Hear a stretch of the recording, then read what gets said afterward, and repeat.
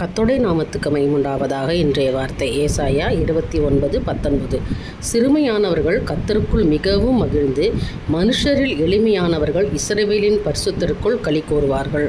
எனக்கு அருமையானவர்களை களி கூறும்படியாக ஆண்டவர் இன்னைக்கு செய்வார். ஏனென்றால் இஸ்ரவேலின் பரிசுத்தருக்குள் ஆண்டவராக இயேசு கிறிஸ்துவுக்குள் அவரை விசுவாசிக்கிறவங்களுக்கு கர்த்தர் இன்றைக்கு ஒரு மிகப்பெரிய ஒரு அற்புதத்தை கர்த்தர் செய்ய போகிறார். ஏனென்றால் சிறுமையானவர்களை தேவன் மிகவும் மகிழ்ந்து களி கூறும்படி செய்ய போகிறார். ஏனென்றால் கர்த்தருக்குள் மிகவும் பிரியமானவன் என்று உங்களை பேர் சொல்லி ஆண்டவர் அழைக்கிறார்.